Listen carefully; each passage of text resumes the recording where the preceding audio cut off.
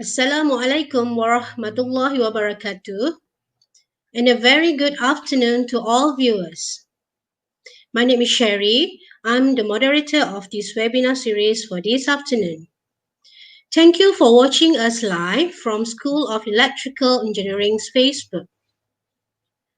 Welcome to our third series of webinar on research and innovation brought to you by School of Electrical Engineering, Faculty of Engineering, Universiti Teknologi Malaysia.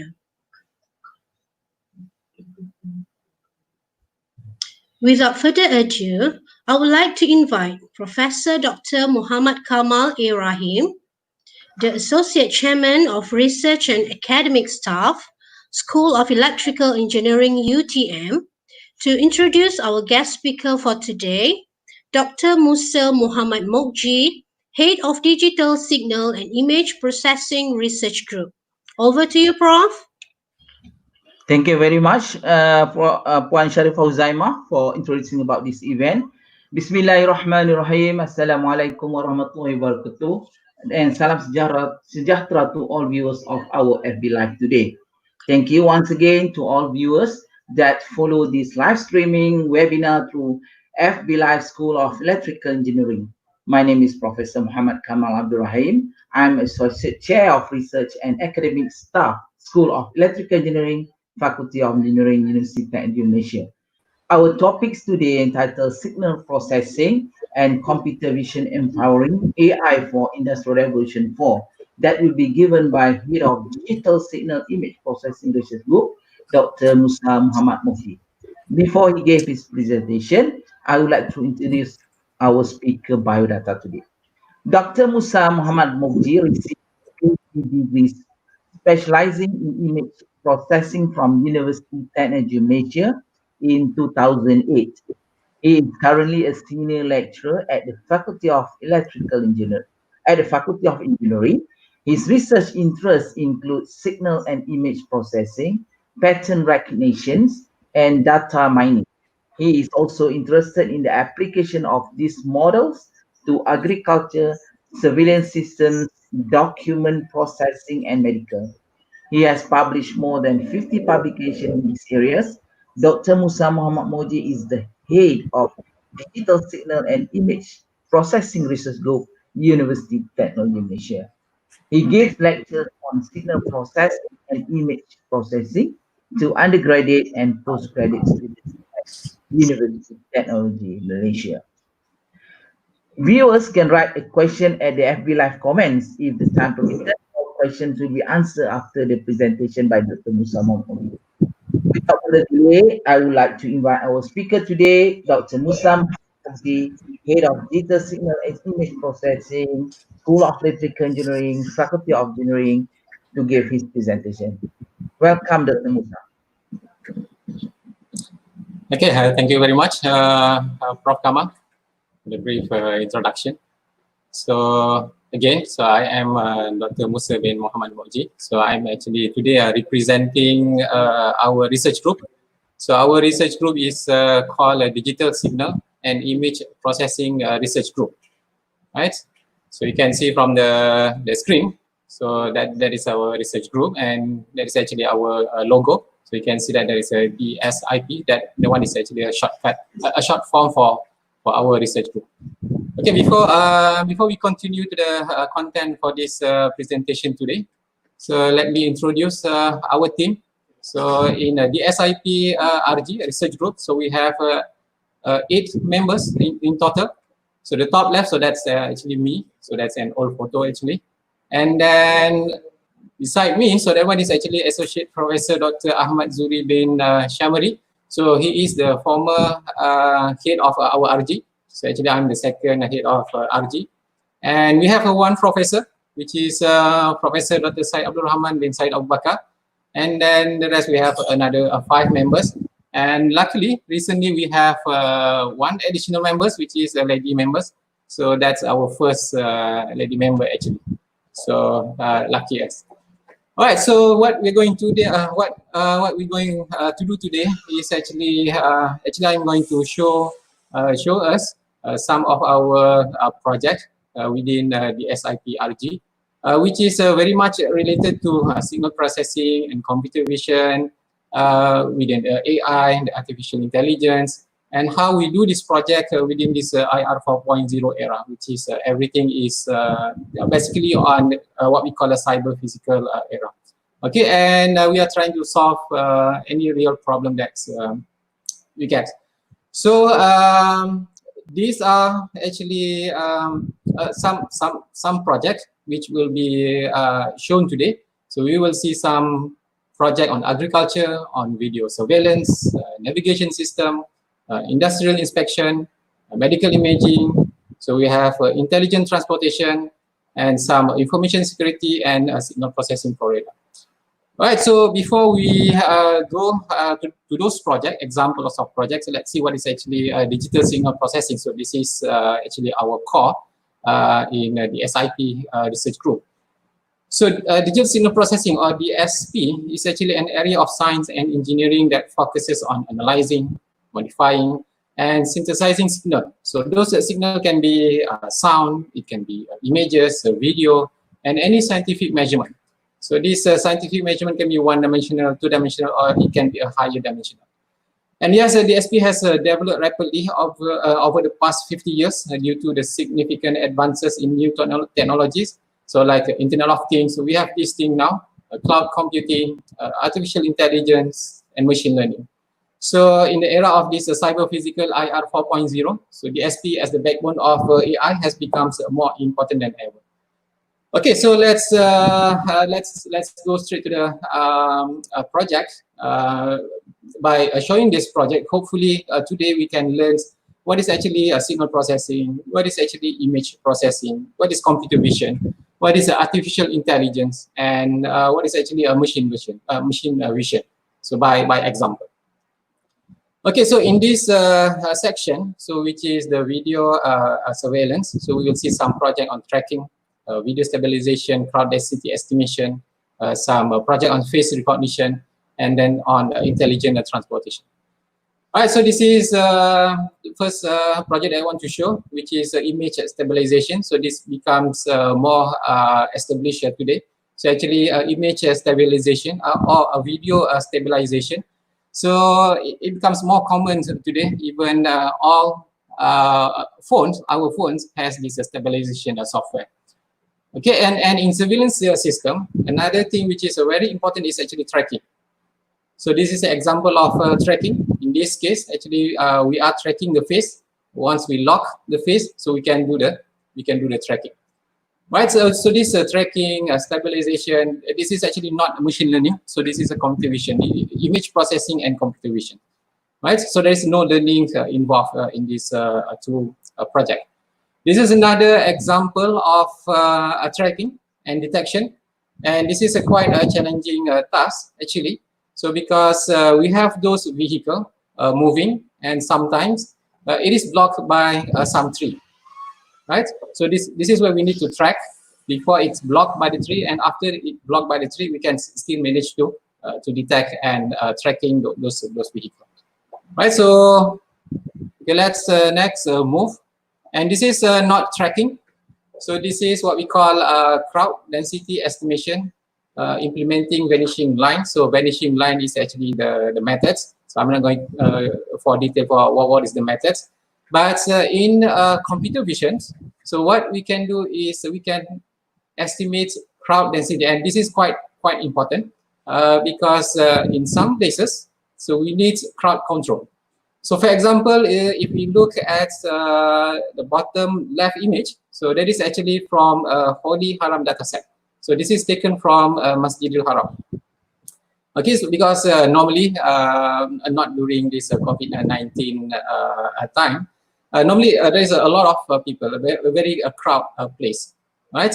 And relating to this situation, actually, luckily, so our RG, this year, we have managed to secure one international grant, which is with Saudi Arabia, to do some project relating to this crowd estimation on Masjidil Haram.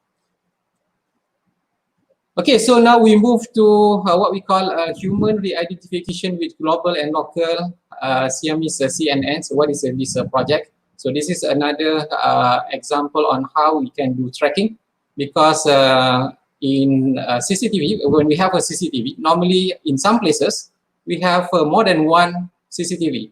So let's say we have two CCTV. So one is located at one position, and then there's another CCTV at a different location. So, and if one person is moving from one CCTV to another CCTV, so this is where we need to make sure that we are actually identifying the same person. Okay, so this is what the project do.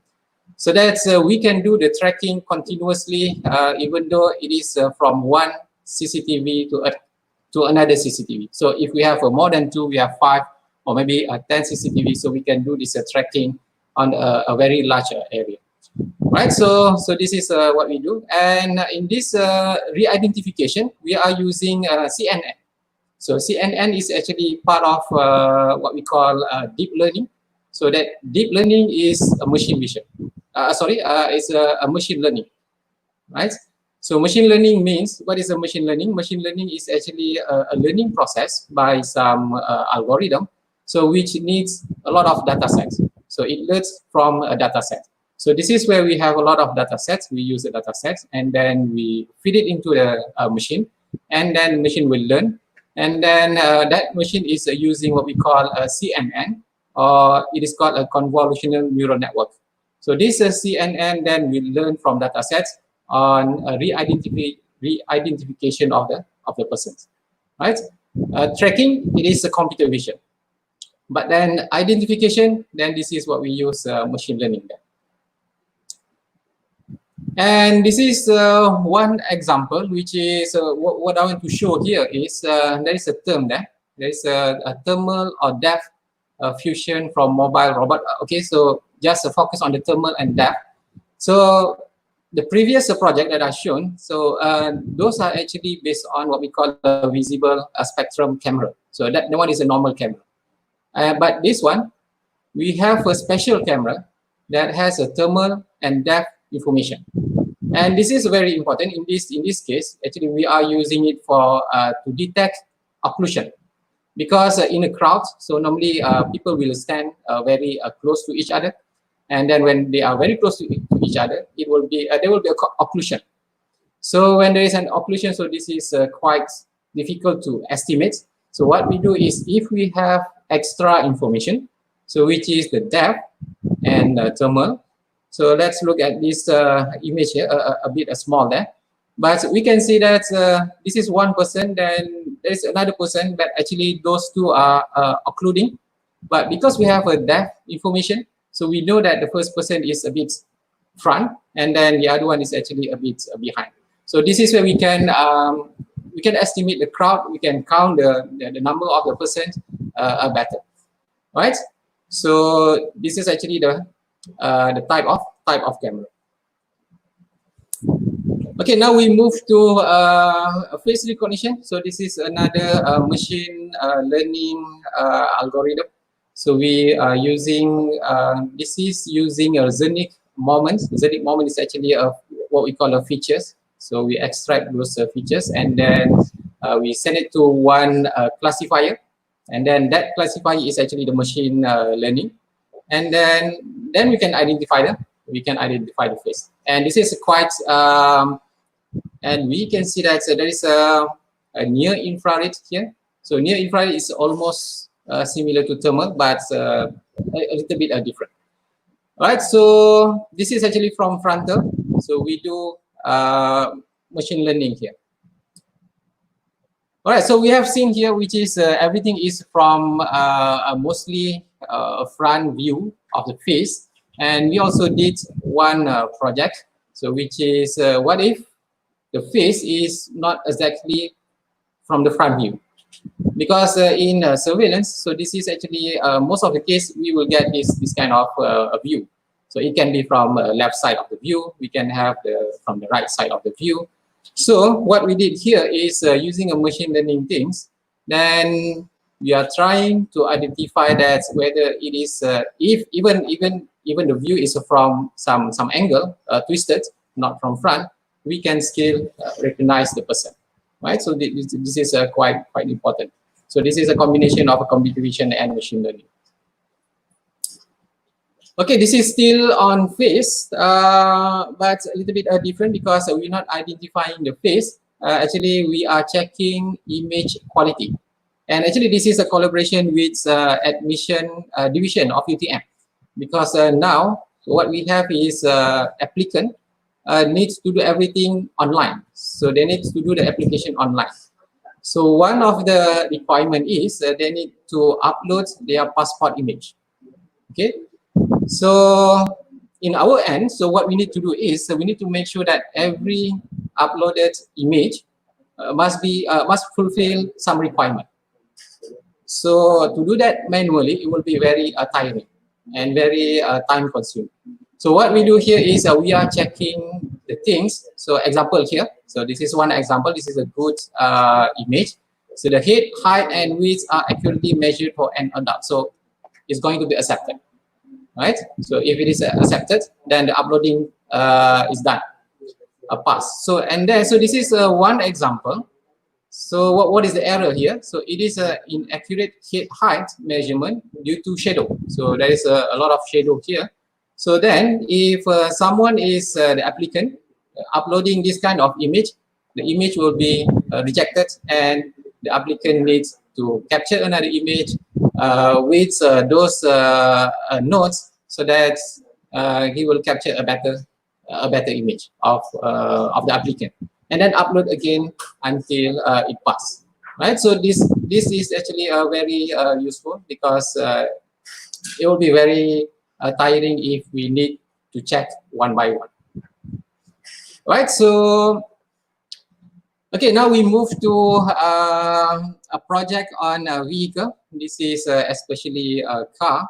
And what we did on this kind of project is one of it is on car plate detection and recognition. So on the left, so this is actually a car plate detection. We just try to detect where is the position. On the right, so that one is extracting the number. So in this example, so the number is MEH41, right? So that green means that this is correctly identified. Okay, so on the left side, on the detection, so this is not using machine learning, but this is just using image processing and computer vision, right? So this is the image processing, locating all those plates. But identifying, so that needs machine learning. So we need to learn something. So how the M looks like, how the A looks like, how the 4 looks like. So we do the training there, right? So that's the two different process on recognizing these plates. Okay, then this is another couplet, but this is just localization. Means that finding the position. As I mentioned previously, the previous project is actually using image processing to locate the position. But this one, we are using CNN. Very specific, this is RCNN, which is the deep learning. So we are using machine learning to detect the position, right?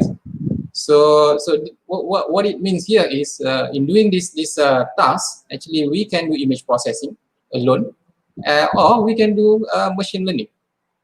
And even this is a more modern machine learning technique, which is the deep learning, to locate the plate. And this is still on vehicles, but this is not plate. This is on recognizing and this is actually classification on to detect whether this is a UTM sticker or not UTM sticker, right? So this is where, and I think the result is quite good. And yes, this project is of course we can also use these results on, especially now we have a lot of gated residential area, so which have a sticker. So if you can detect this sticker, we can detect the plate number, and at the same time we can detect the face of the driver. So everything if combined, so actually we can have a very solid entrance system. And this is still on vehicles. So this is an auto navigating car system. So what we do here is we are trying to using camera with depth information and this visible light spectrum. So what we do here is try to navigate. You can see that the car, so it can avoid obstacle, right? And it's not using a sensor; it's just using a camera.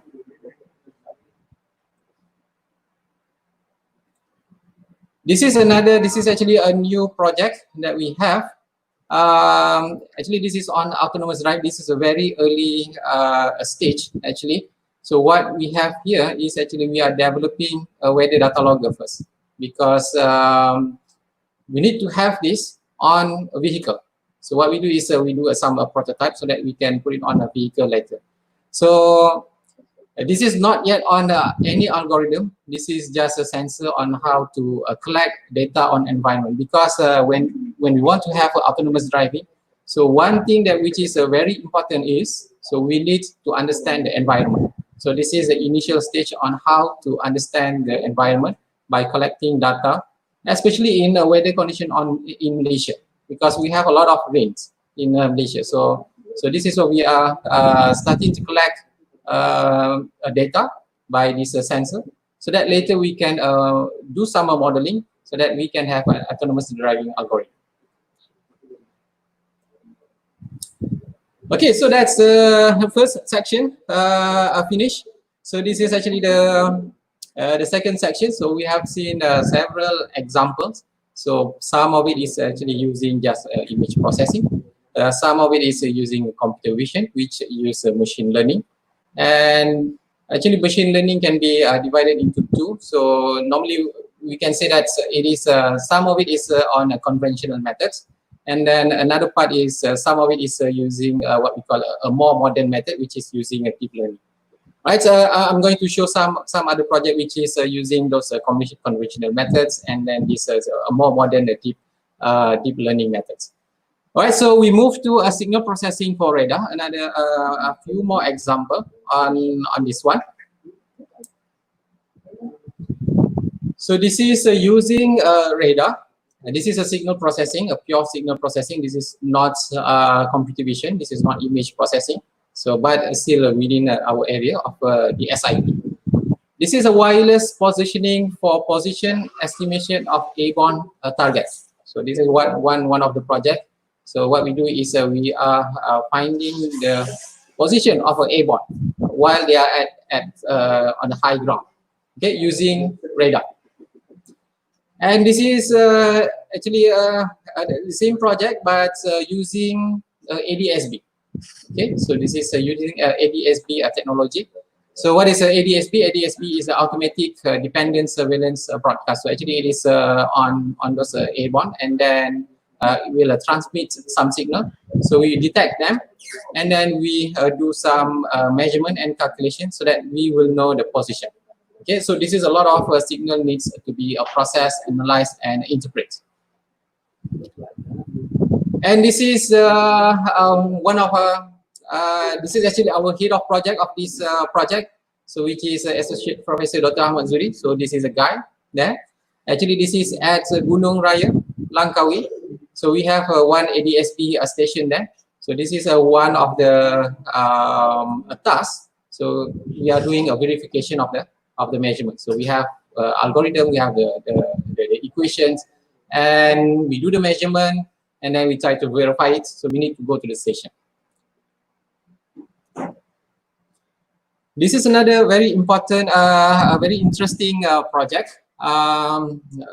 But this is using GPS. GPS is global positioning satellite, right? So what we do here is we are using GPS to detect earthquake, right? So this is actually a very important project. So for earthquakes, so actually we have there's an important wave. So you can look here. So there's what we call a P wave and S wave, right? To detect earthquake, so we need to detect these two signals first. So actually this is a signal. So some part of it is actually P wave, and then some part of it will be the S wave. So this is where instead of using the normal seismic meter that we have, so we are using a GPS. So how it is detected? So because when there's an earthquake, so there will be a movement on Earth. So this movement, this is a small movement, so we can detect using GPS, because a GPS is actually measuring the position of some location on Earth, right? So by doing this kind of measurement, and actually we do the time frequency representation. So this is a purely a signal processing. So actually this is the time frequency representation. From there, actually we can detect the P wave and S wave, right? So this is one of it. And actually this project is actually funded by FRGS in collaboration with Japan. Japan is a Jabatan Uko Malaysia. Okay, and actually we have discussion also with some agency from Indonesia, and this because Indonesia have a lot of earthquake there, so we are actually sharing the knowledge, sharing information, so that we can help each other. Okay, so this is actually a very good work from PM Association Professor Dr. Ahmad Zuri.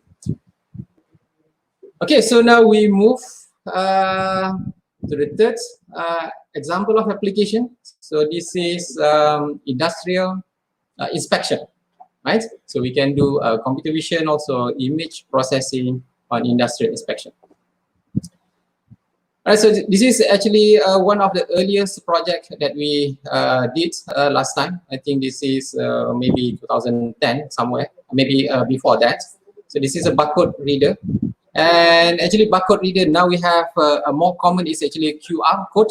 So this is actually barcode. So we have also a QR code. And actually nowadays QR codes, barcodes is actually quite common to everybody.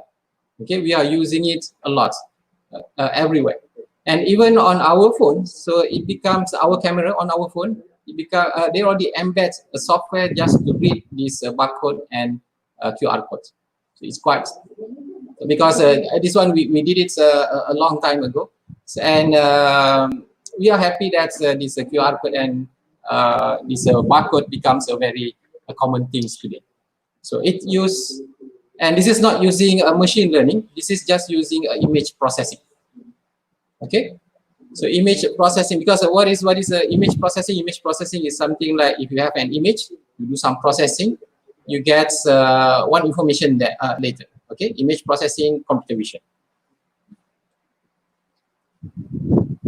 All right, now we move to this is a more industrial inspection example. So this is where we use a different type of camera, and this camera is actually a very high precision camera. So actually this is a very high resolution camera. So this is where we can get up to 0.0054 millimeter per pixel, right? So 1 pixel we can measure as small as 0.0054 mm. So actually this is the camera. So we can see that even the camera itself, and then the lens. So it's a little bit different to what we have.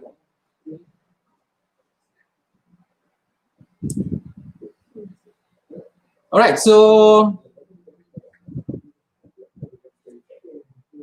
this is another example. This is a die defect classification, right? So there are in this project, actually we are classifying 1, 2, 3, 4 type of defects, right? So this is on Intel Core chip manufacturing defect, and we get around 94%. And actually this project in 2015, so we can see that 2015.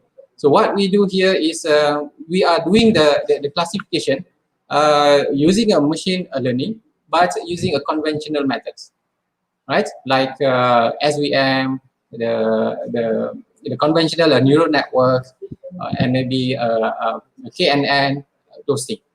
So that's on 2015. And then later in 2017, we did the project again, but now using a more modern a machine learning algorithm, which is that deep learning.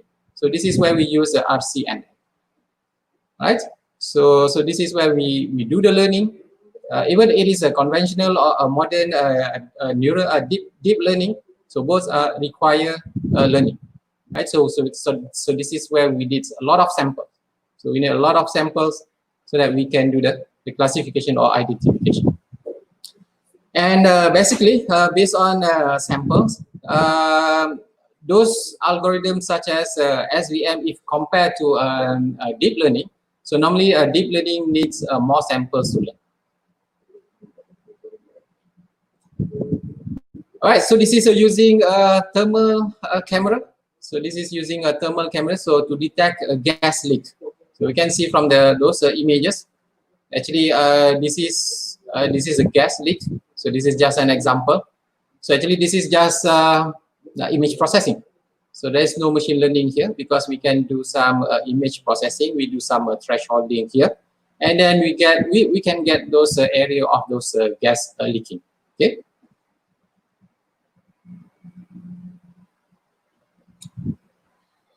All right, so so far, so we have seen, I think, three areas of computer vision and signal processing projects. So which use sometimes we just use a signal processing algorithm on a frequency domain, on time domain, and combining both. And then sometimes we have image processing algorithm alone, and then we also seen projects which is using AI, especially machine learning, those things. And this is more example, and this is actually what we call a text and document processing, because now currently, actually in this era, especially when everything is digital, so we have a lot of digital document, and so that actually we have a lot of digital text. So it will be very convenient. So if we can digitally process those texts, right? So let's see, there is I think two examples from here. And this is one project. This is what we call a wearable text translation device on Intel Edison. So this is a processor of Intel Edison. So we can use this one because this is a wearable. Of course, this is quite bulky because this is just a prototype. And so what does it do? So what does it do is it translates text, right? So you just wear the glass, and then if you are looking at, let's say, a Japanese signage, so which is if you're not wearing the glass, so you're not going to understand what's actually on the signage. But if you wear this thing, then it will automatically translate it for you. Okay, so that's convenient. And if you read maybe some paper or maybe some product description, so you need to have a direct translation. So you can have this one. Okay. So yes, but of course on our phone we can do that also on our phone. Most of the phone can do that already, right? And this is what we call a natural language processing on sentiment analysis. So this is actually reflective writing analysis. Because if you look here, so what is a natural language processing, or in short, we call it NLP. So we are trying to analyze text. So let's say this is a lot of text here. Actually, this is some reflection from students on something, maybe some of the course or some activity. So we need to analyze this. So what does it mean by those texts? So we need to analyze it automatically. Okay, so this is in our group, so in the SIP RG. So we actually try to develop this thing so that we can understand that. So this is, let me read this one. Reflective writing requires the respondent to reflect on their learning and experiences and forming thoughts and ideas on how to improve from there on. Okay, so using natural language processing on existing students' reflective survey collected from Faculty of, so this is from Faculty of Education UTM in the form of a written text. So this is actually what we do. So whatever the text is, we are trying to extract some meaning of it. Right, so some meaning of it. And I think if you realize some of software already did that. So actually I experienced that on, if you know what is Grammarly, right? So there's a one software which is called Grammarly. So if you use that Grammarly is actually to improve your writing, your English writing, and it can know what is actually the style of the writing. Okay, by looking at your writing, your text, so they know what is the style of writing. So this is where when they detect using this NLP, detecting what is the style of the writing. If you want to change the style of the writing, then you can change the style of writing, right? So, but this is on some reflection from student activity.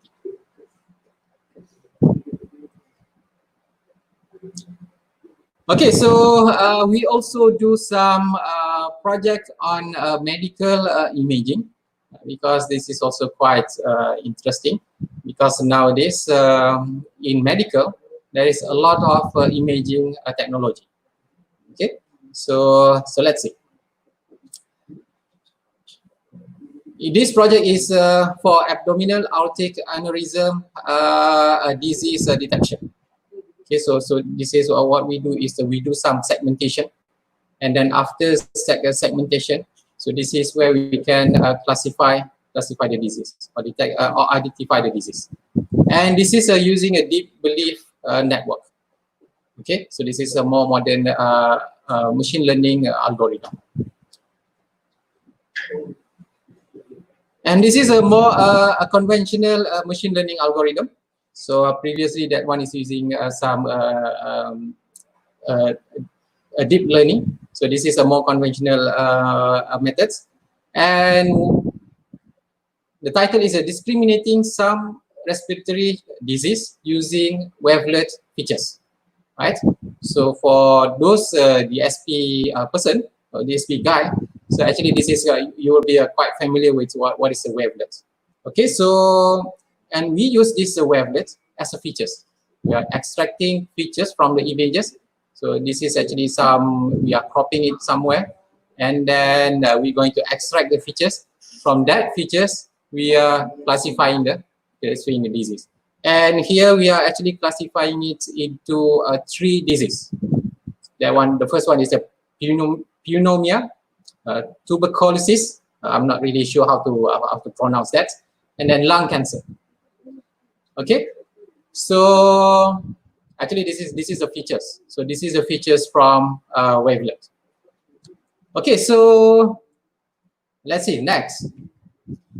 And this is a moles localization for skin cancer diagnostics. Actually, this is a collaboration with one doctor from UK. This is just some initial stage, because this doctor is actually called us, and then he called us because it says that it will be very useful if we can detect the position of the balls automatically. Okay, so this is actually an ongoing project, because it's quite important to know the location, the exact location, because after the diagnostic, so they need to do some. If they need to do some surgery, they need the position, the exact position, accurate position. So currently, actually, what they do is just estimating the position. So this can be confusing for the surgery, because sometimes the doctor said it can be a mistake of finding which moles. Okay, because we have sometimes we can have a lot of those moles because of the cancer. So yes, but we still need a lot of testing for this project, because this is just a very early stage, and this is actually just using image processing. So localization, we doesn't do machine learning.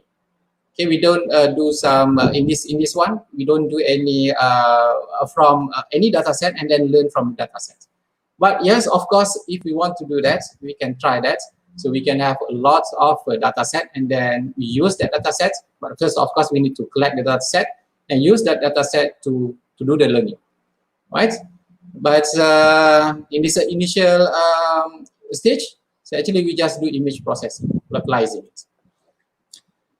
All right, so I think we achieved to the last section of the application.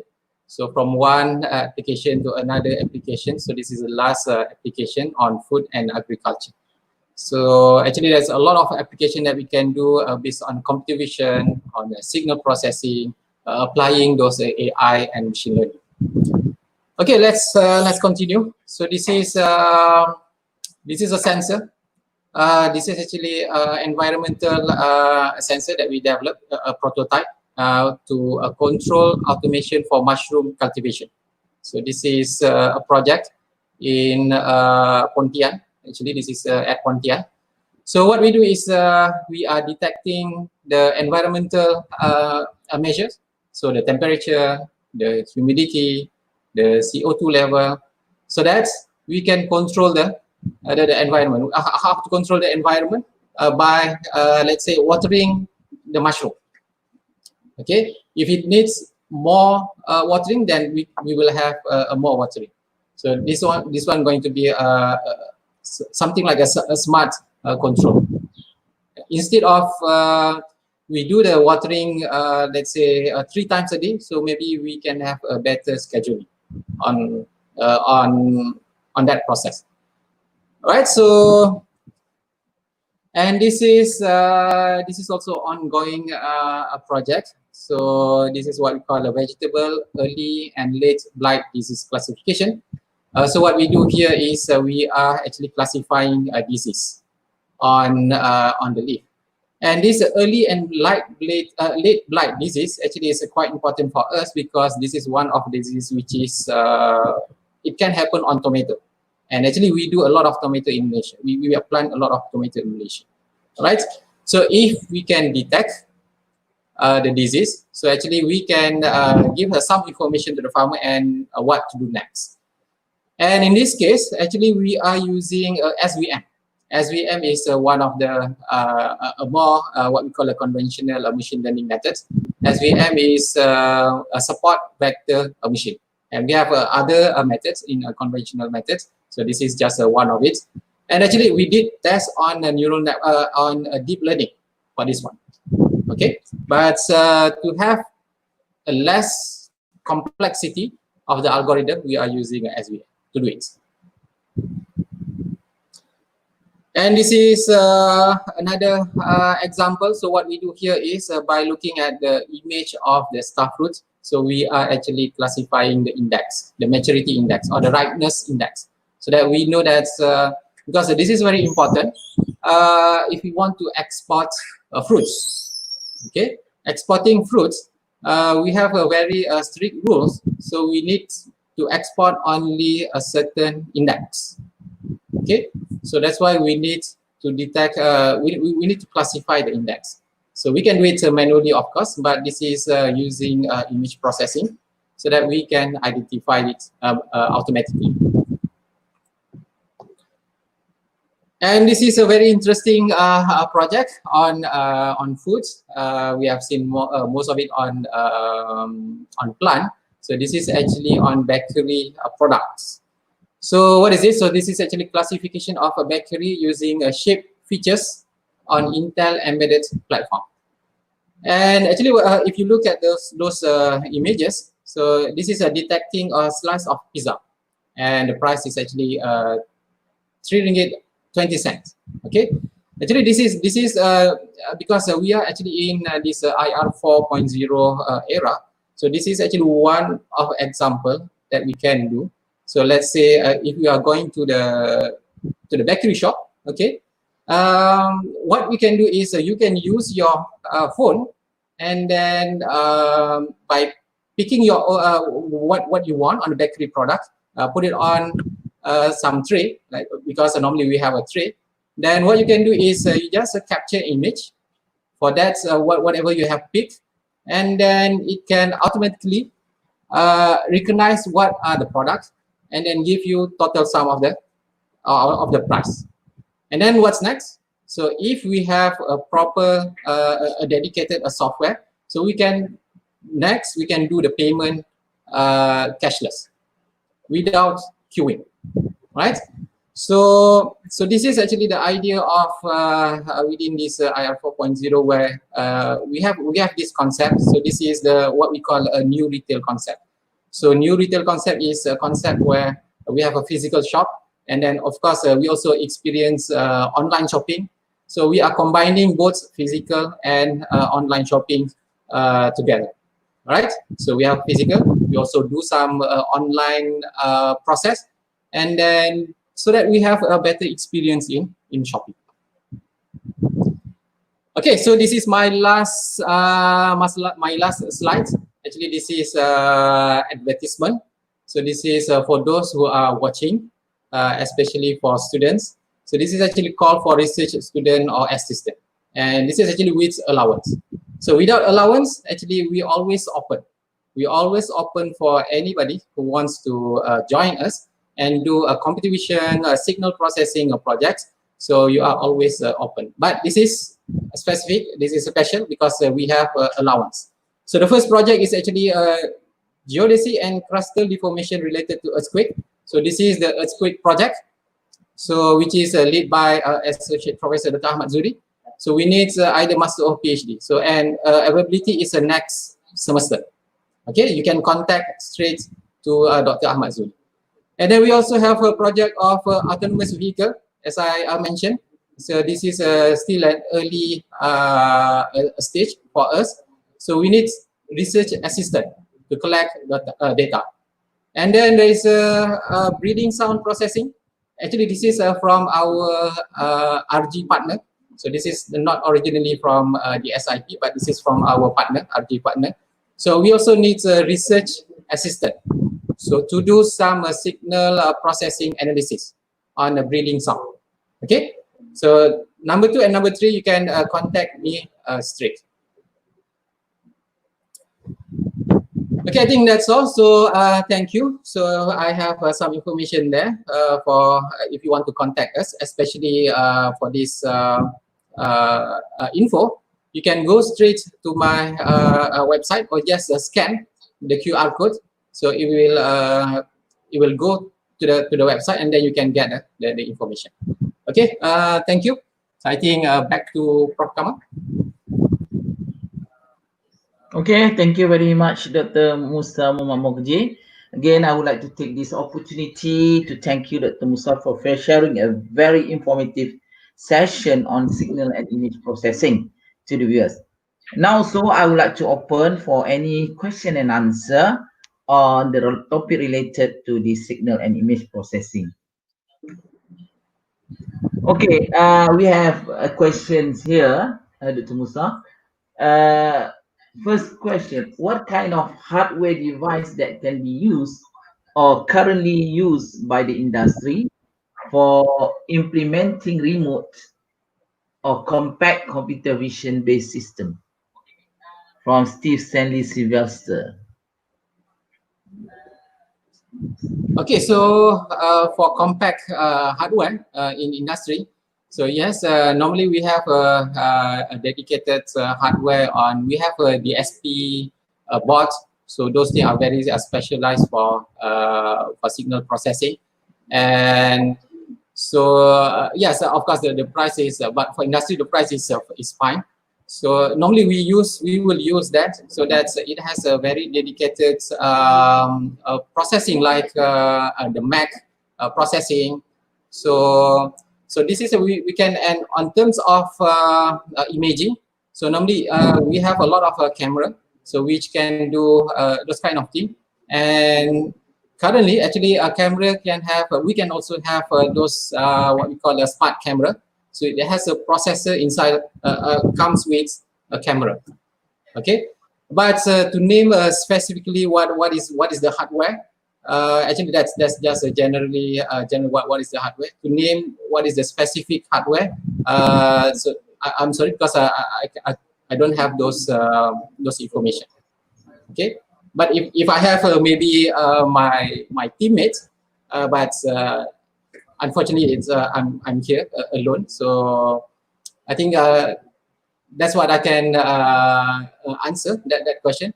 So yes, we have a dedicated hardware for DSP and for camera. Okay, thank you. So we have another question here. For the face recognition's algorithm part, is it applicable to grayscale images also? Okay, thank you. So yes, normally face recognition, what we do is most of the algorithm is actually based on grayscale image. Okay, so actually we're not depending on a color image.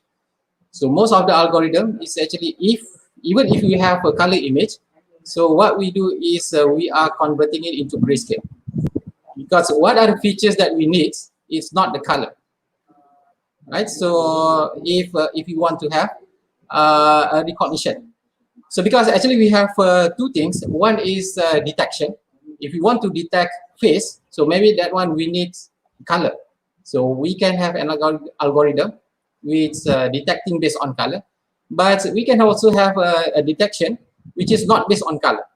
So we can also do that. One is detecting, but recognizing or identification. So normally we don't use color, because most of the features is actually generated based on the combination of position of your eyes, your mouth, maybe the shape of your face, those things. So which doesn't need color.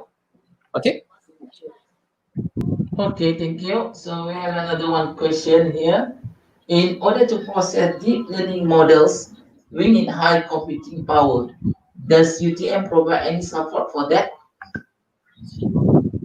Currently, here in SKE, School of Electrical Engineering, we doesn't have any compute power yet, but we are planning to buy it. What we do here is just, so that's why we don't give any service. Okay, so we don't give any service, especially SKE. On other departments, I'm not really sure, but because we don't even have those compute power also. But what I'm aware is we are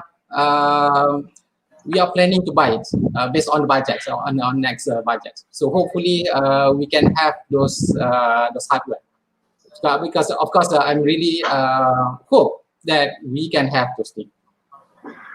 Okay, I think last question for me. I just want to know, maybe in your opinion, what is the big thing in the artificial intelligence system for IR 4.0? So a big thing on AI is actually AI is what we call artificial intelligence. So artificial intelligence is actually this is not new.